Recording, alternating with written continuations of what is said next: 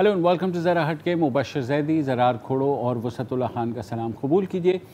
जो कुछ सिंध के आईजी साहब के साथ हुआ उस पर रिएक्शंस भी आ रहे हैं, कमेटियां भी बन रही हैं और कहा यह जा रहा है कि इसकी जो कमेटी की फाइंडिंग्स हैं वो भी अनकरीब आएंगी। कल आर्मी चीफ जनरल कमर बाजवा ने बिलावल भुट्टो के साथ बात की और उन्होंने कहा कि वो भी इनकी तहकीकात कराएंगे। और उसके साथ ही आज सिंध हुकूमत ने अपनी भी एक कमेटी बना दी है जिसमें 5 वज़रा, सूबाई वज़रा को शामिल किया गया है, जिनमें बशमूल सईद गनी भी हैं, मुर्तज़ा वहाब भी हैं, नासिर शाह भी हैं, अवैस वो भी हैं और एक और साहब हैं। नोटिफिकेशन अभी जारी हुआ ही चाहता है। ये कमेटी जो है 30 दिन के अंदर अपनी रिपोर्ट पेश करेगी। जो कैप्टन सफदर के ख़िलाफ़ केस का मामला था वो तो कहीं पीछे रह गया, मगर ये आईजी साहब के साथ जो कुछ हुआ जिसके बाद सिंध पुलिस के जो टॉप ब्रास है उसने छुट्टियों की दरख्वास्त दे दी। फिर कल रात को बिलावल भुट्टो वहाँ गए और उन्होंने 10 दिन के लिए अपनी वो दरख्वास्त जो है विड्रॉ कर ली है। आज एक स्टेटमेंट आई है जो एसोसिएशन है साबिक आईजी पुलिस की, इसे उन्होंने कहा है कि उन्हें बहुत तशवीश है कि जो कुछ सिंध के आईजी के साथ हुआ है और जिस तरह उनकी तज़हीक की गई है, उनको मिस हैंडल किया गया है, इससे बहुत ही मनफी असर पड़ेगा पुलिस के मोराल के ऊपर। और ये भी कहा कि उन्हें इस बात की ताहम खुशी है कि जो चीफ़ ऑफ आर्मी स्टाफ हैं उन्होंने भी इसकी इंक्वायरी का ऑर्डर दिया है और उनका ये कहना है कि वो उम्मीद करते हैं कि इस इंक्वायरी में ये सारी बातें सामने आएंगी। यही उम्मीद जो है सिंध हुकूमत भी कर रही है। और आज जो वज़ीर आला सिंध हैं उन्होंने भी सूबाई असम्बली में गुफ्तगू की इस मामले पे। असम्बली की में करारदाद भी जी बिल्कुल पेश ज़ाहिर है कि पीटीआई और एमक्यूएम नहीं थे उस करारदाद। वॉकआउट किया या गैर हाजिर रहे तो के जी जो भी हुआ और उन्होंने यकजहती का इजहार किया पुलिस के महकमे के साथ। और इस मौके पे मुराद अली शाह ने खिताब किया और उन्होंने बहुत सारी ऐसी बातें की जो नई तो नहीं है, लेकिन थोड़ा सा एंगल जो है वो ताज़ा था कि कौन सी चीज़ पिछले 48 घंटे या 72 घंटे में किस तरह अनफोल्ड हुई।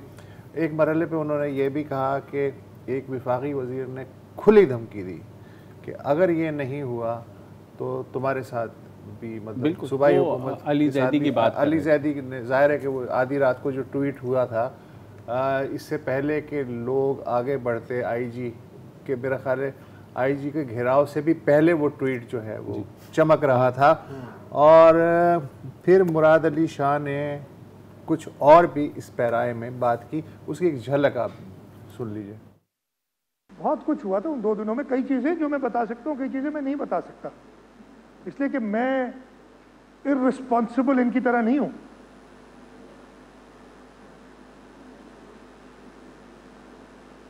बड़ी बातें हुई कि तुम्हारी हुकूमत ख़त्म हो जाएगी। हमने कहा हुकूमत हमारे मेहमानों की इज्जत हमारी इज्जत है और हमारी इज्जत से बढ़ के और चीज़ नहीं है। अच्छा, ये तो हुआ कि तुम्हारी हुकूमत ख़त्म हो जाएगी, लेकिन जाहिर है कि जिन्होंने धमकी दी शायद उन्होंने 18वीं तरमीम नहीं पढ़ी कि 18वीं तरमीम के तहत सूबाई हुकूमत ख़त्म करने के लिए उस असम्बली की जानिब से रिक्वेस्ट जानी, ट्वीट से पढ़ लिया करें तो बड़ी बात हो। हाँ नहीं वो तो है। अच्छा, दूसरे में ये जानना चाह रहा था कि ये जो सूबाई कमेटी बनी है तहकीकात की, 30 दिन के लिए क्या क्यों टाइम लिया है? ये क्या कोई रेल का हादसा है कि जिसमें पता चले कि सिग्नल की ख़राबी थी या ड्राइवर की गलती थी? ये तो बड़ी ऑब्वियस किस्म की 48 आवर्स में जो चीज़ें आई हैं सिर्फ उन्हें अगर जमा कर लें तो ये तो 3 घंटे की तहकीक है, ये 30 दिन क्यों लिए? देखिए कमेटी का मतलब हाँ मतलब देखें, किसी मामले को अगर ख़त्म करना होता है तो एक कमेटी बनती है जिसका कम से कम दौरानिया जो है वो 30 दिन तो होता है, वरना 60 दिन भी हो सकता है और ये 30 दिन भी देखिए दूसरी चीज़ है, सॉरी आई मीन अगर मैं थोड़ा इसको पॉलिटिकल एंगल से देखूँ, जब आपके प्लेट में किसी ने आके मतलब इतनी बोटियाँ डाल दी हैं कि आप एक वक्त से कोई खा ही नहीं सकते, राइट? आई मीन एक आपका मोमेंटम चल रहा था ना ऑपोजिशन रैलीज़ का, यही नैरेटिव था ना कि यार हमें निशाना बनाया जा रहा है। जब किसी ने कहा कि सर हम आपको दिखाते हैं कि निशाना कैसे बनाया जाता है और फिर ये सारी गेम होती है, तो थोड़ा प्रोलॉन्ग तो करना होता है ना सर। धीरे धीरे चीज़ आएगी, धीरे धीरे चीज़ आएगी, थोड़ा सा टाइम मिल जाता है आपको बातचीत करने का। मेरे ओपिनियन में ये है। जबकि जो ऊपर की कमेटी है उसके बारे में कहा जा रहा है कि वो 10 दिन में शायद उसकी कोई फाइंडिंग्स आ जाए। इसीलिए आईजी साहब ने 10 दिन के लिए नहीं, आईजी साहब ने इसीलिए 10 दिन के लिए विड्रॉ तो किए थे। उस कमेटी की फाइंडिंग्स के बाद अगर वो 10 दिन में आती हैं तो ये जो 30 दिन में फाइंडिंग्स आएंगी ये क्या सर देखिए, ये तो आने वाले दिन, आने वाला वक्त ही बताएगा ना यार। सर मैं आपको क्या बोलूँ कि कल रात में खाने में क्या खाने वाला हूँ, अगर वो खा लिया मैंने और अगर वो सही नहीं हुआ तो मेरा पेट खराब होगा तो फिर मैं शो पे कैसे आऊँगा, ये देख लेंगे ना यार। देख लेंगे, खाना खासा है हाँ, तो लिहाजा वो 30 दिन तक खाया जा सकता है, बिल्कुल, तो इसीलिए वो होगा। आज एक बहुत अहम जो स्टेटमेंट है वो सिंध बार काउंसिल ने जारी की है, जिसमें उन्होंने कहा है कि चीफ जस्टिस ऑफ पाकिस्तान जो है इस सारे वाक़े का नोटिस लें, और उन्होंने उसमें कहा है कि जिस तरह से आईजी सिंध को मुबैना तौर पर अगवा किया गया, और उन्होंने रेंजर्स का नाम भी ले लिया, इंटेलिजेंस एजेंसीज़ का भी नाम ले लिया, और ये कहा है कि जिस तरह ये केस बनाया गया उस पर ज़रूरी है कि चीफ जस्टिस नोटिस लें। हमारे साथ सिंध बार काउंसिल के जो वाइस चेयरमैन हैं हैदर रिजवी वो मौजूद हैं। अस्सलाम वालेकुम हैदर साहब। जी वालेकुम सलाम। जी हैदर साहब, ये बहुत स्ट्रॉन्ग स्टेटमेंट है। अब जबकि तहकीकात हर जगह से ऑर्डर हो गई हैं, तो चीफ साहब अगर नोटिस लेंगे तो उसमें क्या नया हो जाएगा? देखें, ये मैं समझता हूँ कि तहकीकात जैसे आपने भी कहा कि सिंध गवर्नमेंट भी कर रही है, आर्मी चीफ ने भी ऑर्डर दिए हैं अपने रेलेवेंट डिपार्टमेंट को इन्वेस्टिगेट करने के लिए, लेकिन मैं समझता हूँ कि ये कोई मामूली वाक़या नहीं है। और सिंध बार काउंसिल में भी आज जब हमने इस मीटिंग में हमारी ये बात उठी तो बज़ाहिर तो ये है कि इससे जो आवाम का एतमाद है वो न सिर्फ हमारे पुलिस डिपार्टमेंट में शेक हुआ, बल्कि आपकी जो गवर्नमेंट्स हैं और आपकी ख़ास करके जो जुडिशरी है उस पर भी हुआ, क्योंकि ये बड़ा इम्पोर्टेंट ऑर्गन है आपका। ये जो पुलिस डिपार्टमेंट जो होता है, इसी के ज़रिए हमारी अदलिया बहुत सारे फैसले अपनी इम्प्लीमेंट कराती है। वो हर केस में आर्मी को या रेंजर्स को डायरेक्शन नहीं देती, बहुत एक्सेप्शंस होती हैं।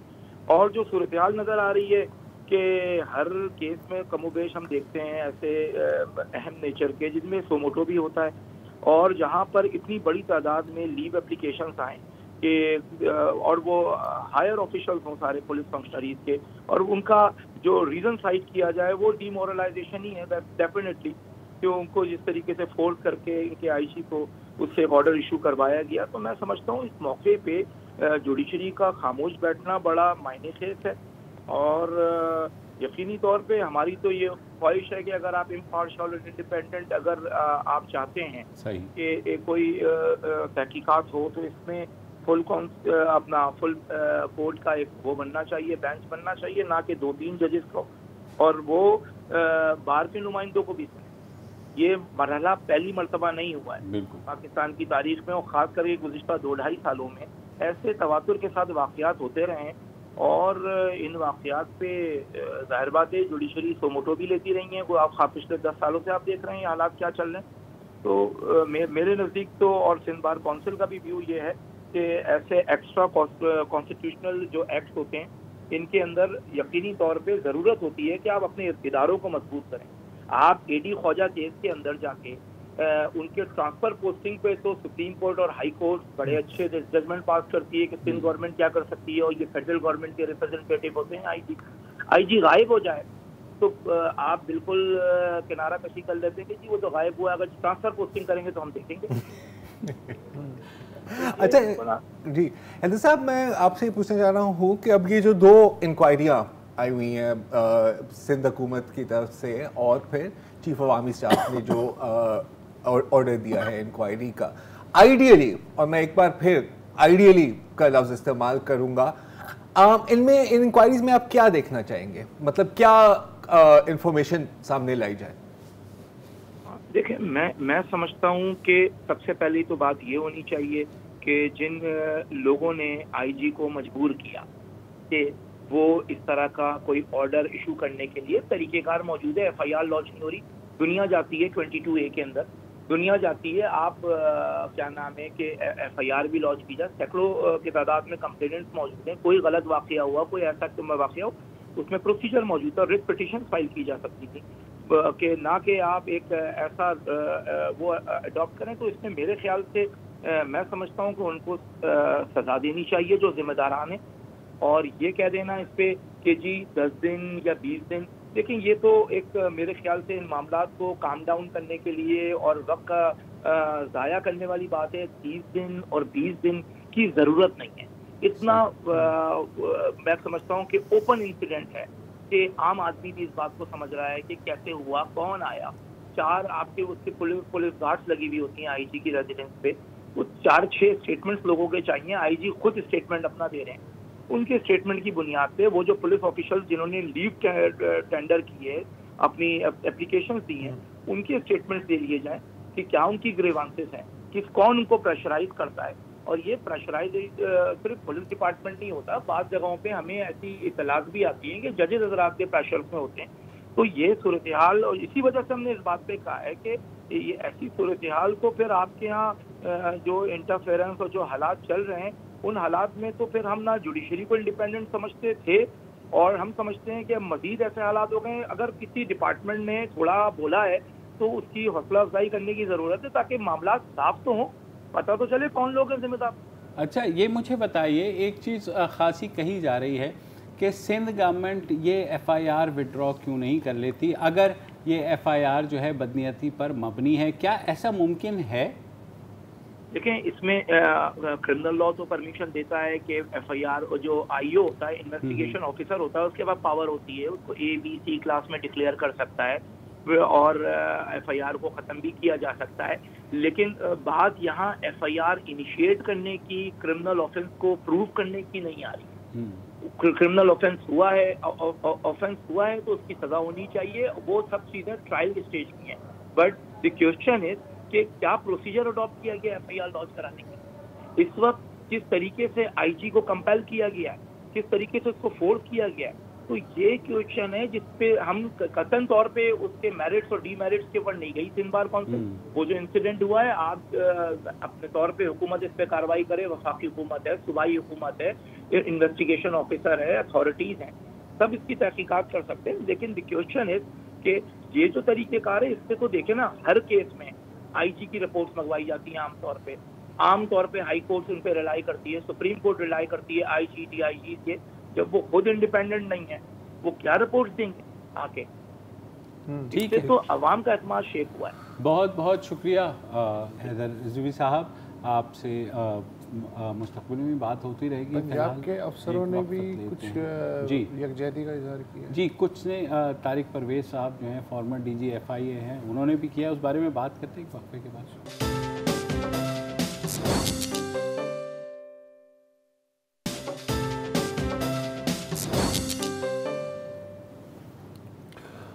Welcome back. आज मैं एक टोटा सुन रहा था ज़रा सा, PDA के जो सदर हैं मौलाना फजलुर रहमान साहब, PDM के, उन्होंने एक बात की। उन्होंने कहा देखें जी, ये मसला तो सामने आ गया कि 2 इदारों या बहुत सारे इदारों की आपस में जो कशमकश है, ये तो एक इत्तफाक है कि सामने आ गया। पिछले 2 साल से तहसील लेवल पे क्लोज माइक्रो मैनेजमेंट है और रिजेंटमेंट वहाँ भी है, लेकिन ये है कि वो ज़ाहिर है इजहार नहीं हो पा रहा, तो एक घुटन की फ़ज़ा वहाँ मौजूद है। वो उन्होंने एक इशारतन एक बात कह दी जो कि काबिल तवज्जो है कि अगर इस तरह हो रहा है, मतलब एक तरह से पैरेलल सेटअप जो है वो चल रहा है। दूसरे मैं सुन रहा था आज 2 साबिक़ वज़राए आज़म शाहिद खाकान अब्बासी और राजा परवेज़ अशरफ की ब्रीफिंग आज इस्लामाबाद में थी। उन्होंने एक बात की जो मेरी समझ में नहीं आई। एक तरफ तो आप कहते हैं जब भी इमरान खान का जिक्र आता है कि जी तू पीछे साइड पे हो, तुझसे तो बात नहीं हो रही, जिनसे बात होनी है उनसे डायरेक्ट हम बात कर रहे हैं, ठीक है, और तुम्हें तो हम मानते ही नहीं हैं और तुम तो सिलेक्टेड हो, वट एवर, ठीक है। लेकिन दोनों आज ये शिकवा कर रहे थे कि देखें इतना बड़ा वाक़या हो गया कराची में और वज़ीर आज़म की तरफ से एक लफ्ज़ नहीं कहा गया। तो अब मुझे नहीं मालूम कि क्या ये इनका एतराज़ वज़ीर आज़म पे सही है, वो वज़ीर आज़म जिसे ये कहते हैं कि तेरी क्या हैसियत है। अच्छा, जहाँ तक हुकूमत का मामला है, हुकूमत जो है वो गुलेल बनाने पे तुली हुई है। मसलन आप कोई भी उनसे बात करें, किसी भी वजीर या मुशीर से, प्राइम मिनिस्टर से लेकर नीचे तक, कि जी आज ऐसा है कि मैं आ रहा था सड़क पे और सड़क यूँ मुड़ी और मैं खासा थक गया। कहने लगे हाँ यार थक तो मैं भी गया, गुलेलें बनाते कोई भी बात करे वो गुलेल बनाने से बाज नहीं आती। मसलन शिबली फराज साहब जो हैं, एक तो देखो गोश्त का भी नागा होता है, हजाम का भी नागा होता है, मंडे को बुध को गोश्त का होता है, सरकारी मुलाजमों की एतवार को छुट्टी होती है, वज़ीरों की कोई छुट्टी नहीं होती। उनकी रोज़ाना ड्यूटी होती है कि तेनू बयान देना है, जगह बने ना बने, सेंस बने ना बने, बयान देना। अच्छा, और वज़ीर इत्तला का तो काम यही है कि अगर वो वज़ीर इत्तला अपनी मौजूदगी का एहसास खामोशी से तो दिला नहीं सकता, उसे बोलना ज़रूरी है ताकि लोग आज वज़ीर इत्तला साहब ने जो है, दुनिया पता नहीं क्या बातें कर रही है, और वज़ीर इत्तला जो हैं वो कह रहे हैं कि अपोजिशन करप्शन से तवज्जो हटाने के लिए इदारों के दरमियान बुरानी कैफियत पैदा करनी चाहती है। चलें ठीक है, ये आपका एक मौक़िफ़ है, लेकिन फिर मैं उनसे एक्सपेक्ट कर रहा था कि कोई और अच्छी पॉलिटिकल बात करें जिससे कि मेरी भी अवेयरनेस जो है बढ़े। तो उन्होंने एक ज़बरदस्त किस्म की बात की, वो मैं आपको सुनाना चाहता हूँ। सुनाए। मरियम नवाज वो भी एक विरासत की पैदावार हैं। उन्होंने अपने आप को बेनज़ीर समझ लिया है। भाई बेनज़ीर बड़ी पढ़ी लिखी और बड़ी एक क्लास की औरत थी। आप किधर है? सिर्फ जूते और कपड़े और मेकअप से तो नहीं होता। इसके लिए आपको चाहिए, आप अगर अवाम की बात करते हैं तो फिर आपको अवाम के साथ अपना वो करना पड़ेगा, उनके साथ उन्हीं की तरह से आपको रहना होगा। हाँ, क्राइसिस की नौयत कुछ और है। हाँ। मगर हुकूमत गुलेल बना रही है। अच्छा, ये तो आप खाली तस्वीर भी लगा देते और ना भी सुनवाते तो पता लग जाता है कि क्या वो तो बात सही है। वैसे यार मैं एक चीज़ नोट किया है, जूतों के बारे में बड़ी बातें करते हैं। हाँ, मतलब कभी वावड़ा साहब ले आते हैं, ये भी जूतों के बारे में बात करते हैं। इसका एक है एक्चुअली, गूगल करें तो इसमें काफी बूट कॉम्प्लेक्स, बूट फेटिश जो भी वो अपनी जगह। अच्छा, बूट और शू में फर्क होता है। थोड़ा सा मैं आपको करेक्ट तो नहीं, लेकिन मैं थोड़ा सा ऑब्जेक्शन डालना चाह रहा हूँ। सर, ये पॉलिटिकल बात ही तो थी। हाँ, आप नहीं देख रहे कि कितनी सटल तरीके से ये पीपीपी और नून लीग के बीच में खला बनाने की कोशिश कर रही है कि यार तुम अपने आप को बेनज़ीर समझ रही हो। अब बेनज़ीर का दर्जा आपने बुलंद कर दिया, पीपी को आपने थोड़ा सा एक टोकन दे दिया और कहा कि यार ये उसकी तरह तो नहीं है। एंड 100% ये उतनी ही कामयाब होगी जितना 3 दिन पहले ये गिरफ्तारी करा के सिंध पुलिस से आप कोशिश कर रहे थे कि यार अब तो पीडीएम टूटेगी। और उसके बाद आपने देखा है कि वो तो बिल्कुल ही बिखर गए हैं ना यार। अब तो वो मतलब एक दूसरे से का नाम लेने के लिए तैयार नहीं है, पीपीपी और नून लीग। तो यकीनन उसका सबूत ये है कि सिंध हुकूमत अलग प्रेस कॉन्फ्रेंस कर रही है, बिलावल अलग प्रेस कॉन्फ्रेंस कर रहा है, मौलाना अलग प्रेस कॉन्फ्रेंस कर रहे हैं, खाकान अब्बासी अलग प्रेस और तीनों के अलग अलग ट्विटर अकाउंट भी हैं। आई मीन मतलब इससे ज्यादा दूरी क्या हो सकती है यार। तो आई हैव नो डाउट कि जितनी खूबसूरत प्लानिंग है, एंड अगेन सैल्यूट है सर, दोनों हाथों से सैल्यूट है। जितनी अच्छी प्लानिंग इनकी 2-3 दिन पहले भेजी कि इस स्पीच का भी उतना ही अच्छा इफेक्ट होगा। सही बात। मतलब जूते और कपड़े और हाँ बेनज़ीर यार, पता है मसला क्या है यार कि वन ट्रिक पोनी जो होता है ना यार, वो पहले 2-3 दफा ट्रिक करेगा ये क्या कलाबाजी मारी है। अब अगर वो 2 सालों तक सिर्फ कलाबाजी मारता रहेगा ना, लोग भी बोर हो जाएंगे। हाँ, वो जाहिर है तमाशा देख करके। एंड अनफॉर्चुनेटली जो एक्चुअल इश्यूज हैं ये पे बात हो नहीं सकती। आप आटे पर बात कर नहीं सकते, आप सख्त नोटिस ले सकते हैं, आप ये सब कुछ कर सकते हैं, लेकिन ये वाली बात तो 100% आपकी अपनी मिसमैनेजमेंट और नाअहली की वजह से हुई है, उस पर आप बात कर नहीं सकते। बाकी काफ़ी चीज़ें इनहेरिट की हैं, लेकिन एक ही लाइन है। और इनफैक्ट अब ये क्या बात, वो फयाज चौहान की मैं सुन रहा था, अब अनफॉर्चुनेटली क्लिप नहीं है मेरे पास, उससे पूछा गया किसी एंकर ने कि यार ये आप बार बार एक ही बात करते हैं कि यार ये उनकी गलती थी, ये उनकी गलती थी। तो उन्होंने कहा कि यार हम ये टर्म भी ख़त्म करेंगे, अगली टर्म में भी हम इन पर ही ये डाल रहे होंगे, बड़े मतलब दावे के साथ। अच्छा, मजे की बात ये, आज मैं पढ़ रहा था डॉन अखबार में ही कल जो कैबिनेट की मीटिंग से आया था कि इमरान खान साहब ने कहा है कि इंपोर्ट क्यों जल्दी नहीं हो रही, और गंदम की, और जो वज़रा और वज़ीर आज़म खासे अंडर प्रेशर कह लें या गुस्से में थे, उन्होंने कहा जी क्यों नहीं नीचे आ रही प्राइसेस, हमें बताया जाए। और बाकायदा जो हालांकि ये भी उसमें लिखा हुआ था कि हालांकि वज़ीर आज़म साहब कह रहे हैं कि मैंने खुद आपको अप्रैल में आपको इसको इम्पोर्ट कर देना चाहिए, उसके बाद कुछ नहीं है यार, पता नहीं उसके बाद पूछा या नहीं। लेकिन मसला ये कि ये वज़ीर आज़म के गुस्सा करने से या नोटिस लेने से चीज़ें जो हैं उनकी कीमतें तो कम नहीं हो रही, वो तो ऊपर ही जा रही है। तो मेरे ख्याल में हर कोई जो है तो ये तो फिर जूते और फैशन ही बचता है। हाँ, जूते और फैशन ही बचता है। फिर आप यही कह सकते हैं कि आप वक्फा ले लें, बिल्कुल वक्फा ले लें।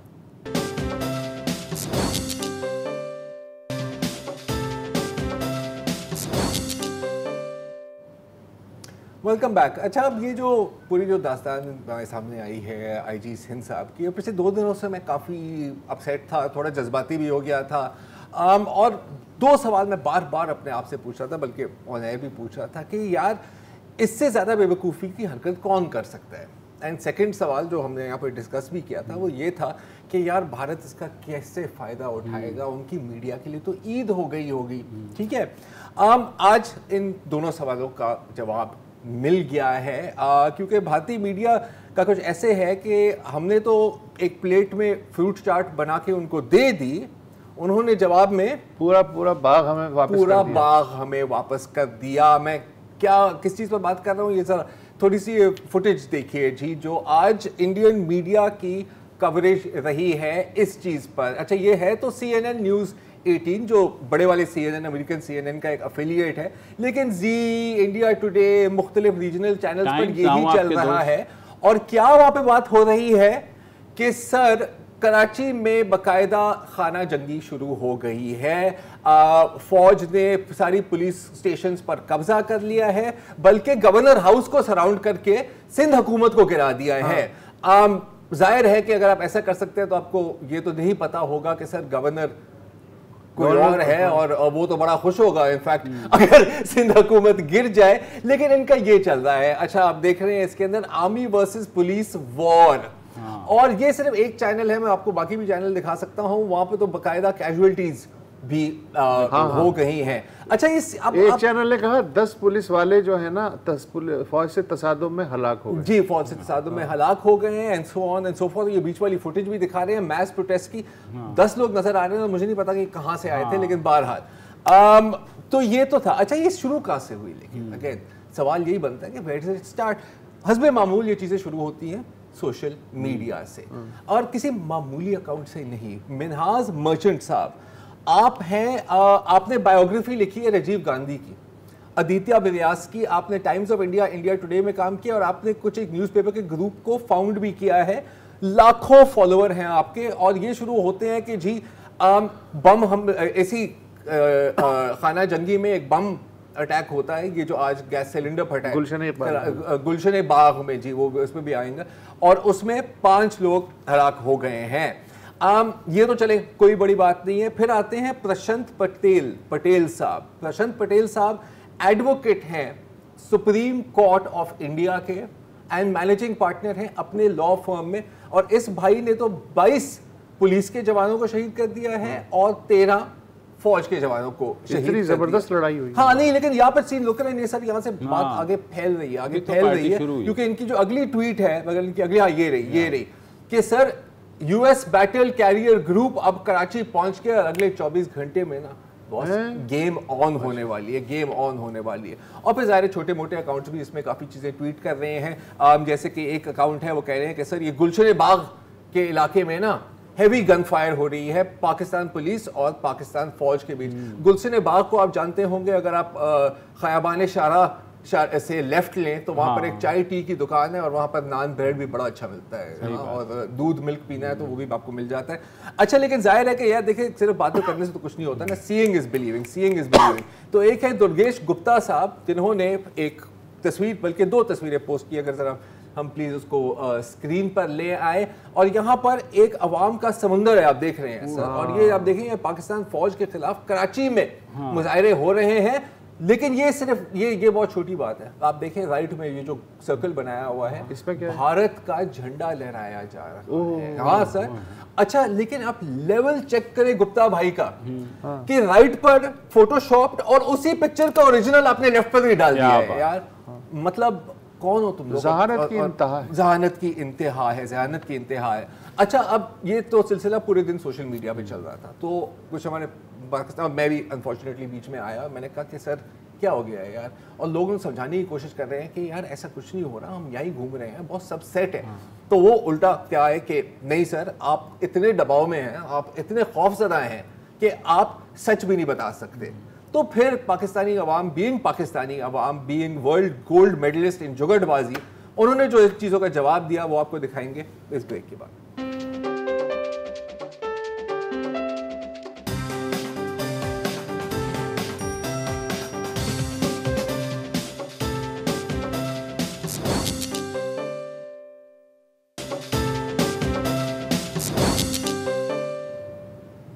वेलकम बैक जी। आज पूरे दिन भारतीय मीडिया और सोशल मीडिया पर यही चलता था कि जी कराची में सिविल वॉर हो गई है, फौज और पुलिस के बीच में फायरिंग चल रही है, लाशें बिखर गई हैं, so on and so fourth. और कुछ मुहब्बत वतन पाकिस्तानी हमारे जो भाई हैं वो उनको समझाने की कोशिश कर रहे थे कि यार नहीं, ऐसा नहीं है। लेकिन फिर कुछ गद्दार, जो आपको पता है कि मुल्क में भरे हुए हैं, गद्दार है हर जगह, उन्होंने आखिरकार हकीकत को एक्सपोज ही उन्होंने हथियार उठा लिए, उन्होंने दिखा दिया कि यार सच ये है और आपको नहीं दिखाया जा रहा। जैसे कि क्यू हुसैन साहब ने ये पिक्चर पोस्ट की कि सर देखें, सबमरीन शिप्स और एयरक्राफ्ट पार्क्स में पहुंच गई हैं ताकि लोग वहां पर मुजाहरे ना करें। लेकिन फिक्र की कोई बात नहीं है, क्योंकि जो बच्चा सामने है ना, इसने तमाम एंटी एयरक्राफ्ट गन्स को टेक ओवर कर लिया है। It's a people's movement.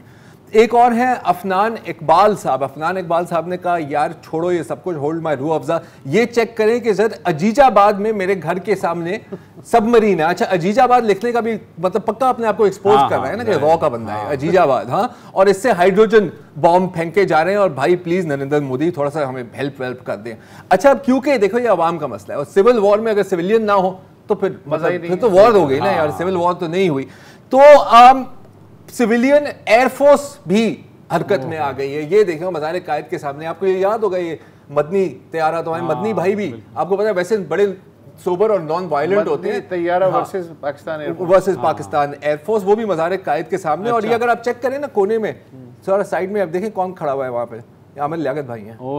Anyway ये बड़ी मतलब आर्टिस्टिक काम हुआ है। ये क्योंकि हम लोग बगैर सबूत के बात नहीं करते। नहीं, अभी हमारे पास 2 तैयारे जो है ना रिफ्यूलिंग के लिए ज़रा हटके के सेट पे पहुंचे हैं, जिनको हम रिफ्यूल करके अभी हमने उड़ाना है, क्योंकि आपको पता है बाहर क्लैशेस चढ़ रहे हैं। तो मैं ज़रा ये उड़ा दूँ, फिर आगे बात कर लें। ये लें, ये पहला गया, वो नॉट बैड यार, नॉट बैड। दूसरा भी उड़ा कर दिखा। ये देखिए कैसे, ये तो वाकई इसके ऊपर एक और सेगमेंट करेंगे किसी और दिन। अच्छा, लेकिन देखो मजाक नहीं उड़ाना चाहिए, क्योंकि जंग में आपको पता है तबाही होती है, बर्बाद होती है, लोगों की जानें जाती हैं। और देखें कि आज की गोलाबारी के बाद कितना नुकसान हुआ है, जरा चेक करें सर नुकसान गोलाबारी का। ये नहीं सॉरी, ये बर्फबारी है, गलत पिक्चर आ गई। लेकिन ऐसा नहीं है कि देखें अगर सिविलियंस आगे आ गए हैं तो आपकी सिविलियन क़यादत क्या मतलब पीछे तो नहीं रह सकती। तो ये चेक करें आज नेवल टाइगर्स बटालियन को लीड करते हुए कौन आए हैं हम सबको बचाने के लिए, आरिफ अलवी साहब। अब जो मतलब आपको पता है जो गद्दार है वो कहेंगे कि ये पुरानी पिक्चर है, आप आउट ऑफ कॉन्टेक्स्ट यूज कर रहे हैं। ऐसा बिल्कुल नहीं है, ये करंट फुटेज है, कसम से भाई कसम खा रहा है। और ऑब्वियसली प्रेसिडेंट अगर हेड ऑफ स्टेट आ गया है तो फिर हेड ऑफ गवर्नमेंट पीछे तो नहीं रह सकता। तो खान साहब, आप खुद कह रहे थे ना वसत के खान साहब ने कुछ नहीं कहा, वही कुछ नहीं कह रहे, ये तो है ना यार। अच्छा, और आप देखें कि उनके दस्ते में कौन है, इसको कहते हैं बाय पार्टिजन। फैसल आब्दी। हाँ, हालांकि सियासी इख्तलाफ है, ये एक ही सफ में खड़े हुए हैं, क्योंकि आखिरकार मुल्क और कौम की बात है।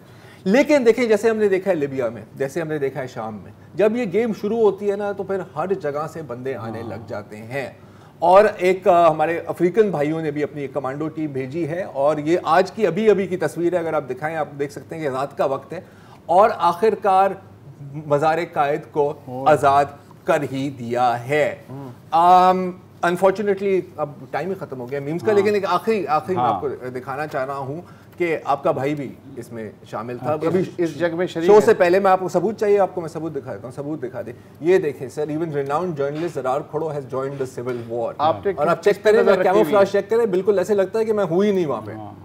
आपने यहाँ से पुलिस पे नजर रखी हुई है या फौज पे नजर रखी? सर वो डिपेंड करता है। अच्छा, मतलब कोई किसका पल्ला भारी है तो मैं स्विच करता हूं। लोगों ने लाइव रिपोर्टिंग भी तो की है, लोगों ने लाइव रिपोर्टिंग भी की है सर, लेकिन अब मेरे पास टाइम ही नहीं है वो लाइव रिपोर्टिंग चलाने के लिए। लास्ट मिनट सॉरी, तो यार ठीक है, जो आखिरी क्लिप है हमारे पास, जो भाई मतलब अपनी जान की बाजी लगा कर निकले थे यार, वो जरा दिखा दें। हम जा रहे हैं इस वक्त गुलशन बाग, जिसको वो गलती से गुलशन बाग कह रहे हैं, वैसे वो गुलशन इकबाल कहना चाह रहे थे शायद, उसकी गुलशन चौरंगी की तरफ। और ये हर तरफ परेशानी देखने मिल रही है, कोई ट्रैफिक नहीं है। और ये सामने की तरफ अगर आप देखें तो आपको कोई एक बच्चा भी रोड पर नहीं नज़र आएगा, सब के सब डरे हुए हैं। टैंकर खड़े हुए हैं आर्मी के, जो कि मजलूमों पर जुल्म करने के लिए बाहर आ गए हैं। और ये जो इंडिया के सारे वेरीफाइड अकाउंट्स ये कर रहे थे, वो बिल्कुल सच बोल रहे थे। मुझे इस बात का बड़ा दुख है ये बताते हुए आप लोगों को। तो अभी मुझे बहुत दूर जाना है, मुझे बहुत परेशानी है कि मैं कैसे जा पाऊँगा। आकर पूरे के पूरे गुलशन बाग में आग लगी पड़ी है।